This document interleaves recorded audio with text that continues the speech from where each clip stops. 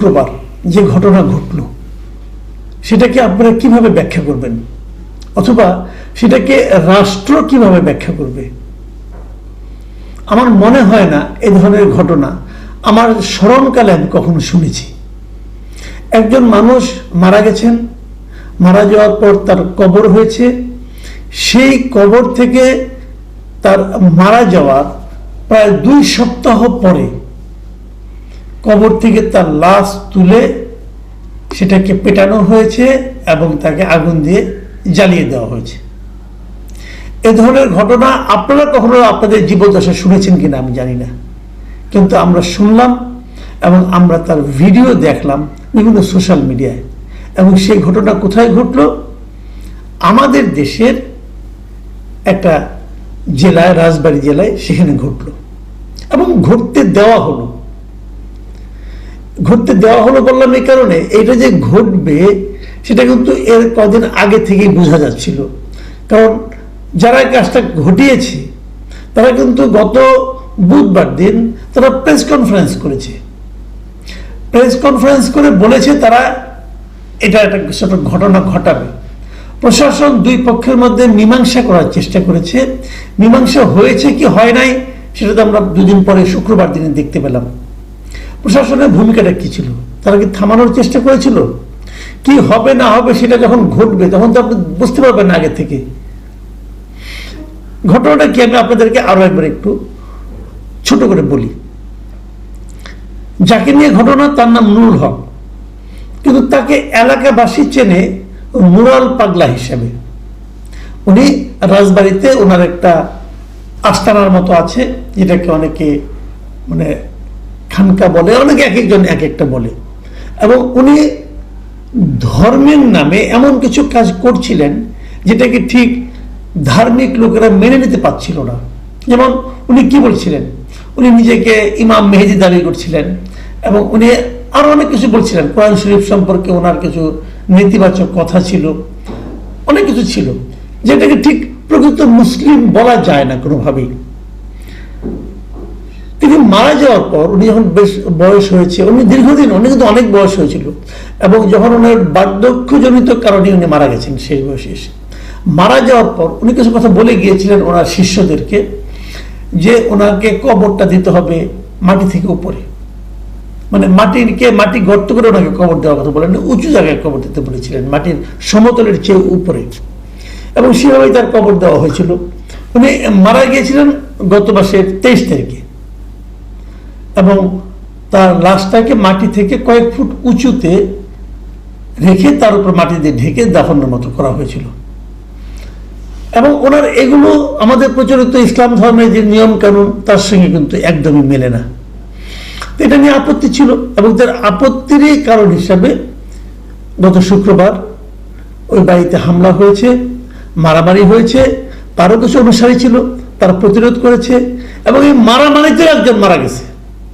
এই মারামারির ঘটনায় একজন মারা গেছে অলরেডি, অনেকে 50-60 জন আহত হয়েছেন। তারপরে সব মিলিয়ে তার ওখান থেকে লাশটা উঠে নেওয়া আসা হয়েছে, এবং সেটা রাস্তার মধ্যে ওপেন জায়গায় আগুন দিয়ে পুড়িয়ে দেওয়া হয়েছে। এই যে ঘটনাটা, এখান থেকে আমরা কি পেলাম? ঘটনা ঘটে যাওয়ার পর কিন্তু আমরা দেখছি এখন আর যারা নাকি এই ইমান আকীদা কমিটি ছিল, যারা নাকি আগের 2 দিন আগে বিবৃতি দিয়েছিল, তাদের কিন্তু কোনো খোঁজ পাওয়া যাচ্ছে না। এবং যে সমস্ত ভিডিও করা হয়েছিল সেই ভিডিওতে কিন্তু তাদের দেখা যাচ্ছে না, দেখা যাচ্ছে অন্যদেরকে, মানে যাদেরকে খেপিয়ে দিয়েছিল তাদেরকে দেখা যাচ্ছে। এখন মামলা মোকদ্দমা হবে, অনেকে ধরা পড়বে। কারা ধরা পড়বে? মূল কারিগরটা কারা ছিল এই অঘটনের? এগুলো নিয়ে কিন্তু আলোচনা আসলে কতটুকু হবে আমি জানি না। ঘটনা ঘটে যাওয়ার পর সরকারের পক্ষ থেকে আবার বিবৃতি দেওয়া হয়। এই সরকারটা খুব ইন্টারেস্টিং, কিন্তু ওনারা ঘটনা ঘটতে দেয়, ঘটার পর একটা বিবৃতি দেয়। এই বিবৃতি কাকে দেয়, কার জন্য দেয়, এটা আমরা বুঝি না। সরকারের দায়িত্ব হলো ঘটনা ঘটতে না দেওয়া, এরা ঘটতে দেয়, ঘটতে দিয়ে পরে একটা বিবৃতি দেয় যে এই কাজটা ঠিক হয় নাই, এদেরকে কঠোরভাবে আইনের আওতায় আনা হবে, অমুক হবে, তমুক, অনেক কিছু বলে। পরে কাজের কাজ কিছু হয় না। যখন দেখি আমরা এটার কি কতটুকু কাজ হয়। মজার ব্যাপার হলো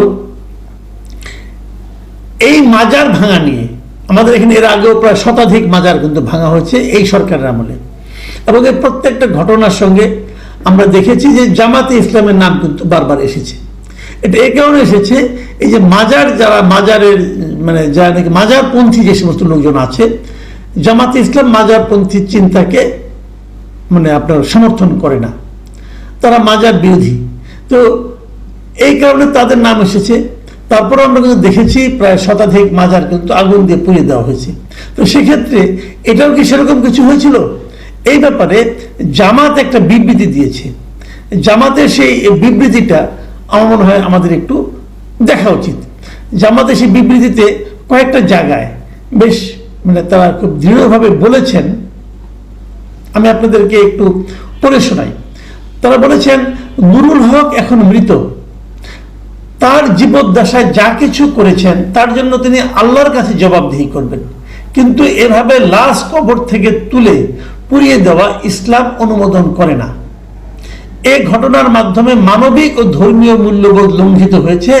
আমরা এই ঘটনার প্রতি গভীর উদ্বেগ প্রকাশ করছি এবং তীব্র নিন্দা জানাচ্ছি, এই একটা কথা বলেছেন।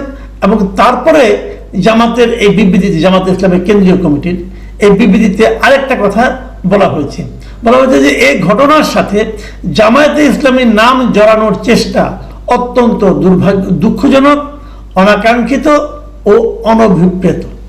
এটা জামাতের বিবৃতি, মানে জামাত বলতে যাচ্ছে এই ঘটনার সঙ্গে তারা একদমই নেই। কিন্তু আপনারা যদি লক্ষ্য করেন যে বুধবার দিন যে ইমান আকিদা কমিটির যে মিটিংটা হয়েছিল, তারা যে প্রেস কনফারেন্সটা করেছিল, সেই প্রেস কনফারেন্সে কিন্তু আমরা জামাতে ইসলামের যে ওখানকার জেলা আমির, সেই জেলা আমিরকে কিন্তু আমরা দেখতে পাই এবং জেলা আমির নিজে সেখানে ছিলেন এবং জেলা আমিরের উপস্থিতিতেই সেই ইমান আকিদা কমিটির আলোচনা, জেলা আমির মিস্টার অ্যাডভোকেট মোহাম্মদ নুরুল ইসলাম, উনি ওখানে ছিলেন। ওনার উপস্থিতি, ওনার ছবি আপনারা দেখেন, উনি ওখানে ছিলেন। তাহলে উনি আবার পরে এই ঘটনার পরে উনি নিজেও একটা ফেসবুকে একটা পোস্ট দিয়েছেন শুক্রবার দিন রাতে, এবং উনি নিজেও এখানে বলেছেন যে এই লাশ পুরানো ঘটনা, উনি এটা তীব্র প্রতিবাদ জানিয়েছেন।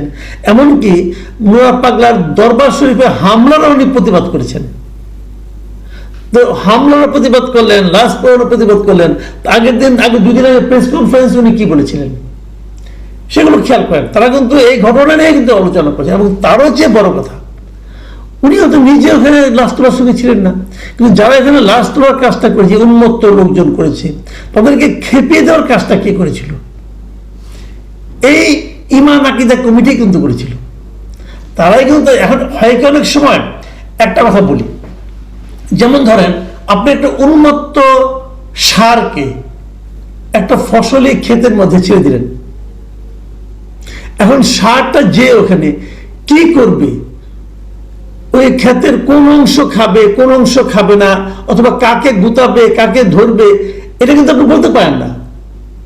কিন্তু দায়টা আপনি দিবেন কাকে? যে তাকে ছেড়ে দিয়েছে, যে তাকে উন্মত্ত করে ওখানে ছেড়ে দিয়েছে, দায়টা কিন্তু তার উপর যাবে। এই যে উন্মত্ত জনতা, এই যে তৌহিদি জনতা যাদেরকে মার্চ ফর গোয়ালন্দ ঘোষণা করেছিলেন, তারা কিন্তু এই যে মার্চ ফর গোয়ালন্দ যারা নাকি মাঠে ছিল, তাদেরকে আপনি সেই উন্মত্ত ষাঁড়ের সঙ্গে তুলনা করতে পারেন। কিন্তু প্রশ্ন হলো, এদেরকে উন্মত্ত করে তুলল কে? এদেরকে খেপিয়ে দিল কে? তারাই হলো মূল কালপ্রিট। এবং সেখানে জামাত তাদের সংশ্লিষ্টতা অস্বীকার কিভাবে করবে এটা আমি জানি না, কারণ আমি তো দেখতে পাচ্ছি সেই প্রেস কনফারেন্সে জামাতের জেলা আমির ছিলেন। তো তারপরে তারা অস্বীকার করছেন। এখানে আমি আরেকটা প্রসঙ্গ বলে আলোচনাটা শেষ করব। দেখুন, একটা ভিডিওতে আমি দেখলাম যে লাশ যে তোলা হচ্ছে, সেই লাশ তোলার একটা ভিডিও দেখা গেল। এই মুরাদ পাগলার লাশটা দেখানো হলো। উনি কিন্তু মারা গিয়েছেন গত মাসের 23 তারিখে, তার মানে প্রায় 2 সপ্তাহ। কিন্তু এই 2 সপ্তাহ পরেও দেখলাম তার লাশটা কিন্তু 2 সপ্তাহ কিন্তু মানুষের লাশ পচে যাওয়ার কথা ছিল, কিন্তু ওনার লাশ কিন্তু প্রায় অবিকৃতর মতোই ছিল। খুব একটা পচে গেছে বলে মনে হচ্ছিল না আমার কাছে, যতটুকু দেখলাম আমি। এখন এটাকেও কিন্তু কেউ কেউ দেখবেন আগামীতে ক্যাশ করবে, তারা বলার চেষ্টা করবে যে মুরাদ পাগলা আসলে আল্লাহর একজন ওলি ছিলেন, যে জন্য তার লাশ পর্যন্ত পচে নাই। ভাই, এগুলি কোনো বিষয় না। যত বড় ওলি হোক, লাশ পচবে, লাশ পচার কথা। তাহলে এটা পচলো না কেন?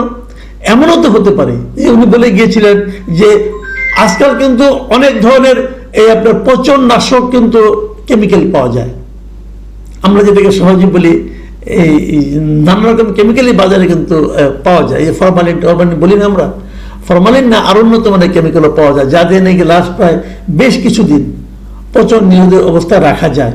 তো সেরকম কিছু লাগানো হয়েছিল কিনা আমি জানি না, কিন্তু হতে পারে।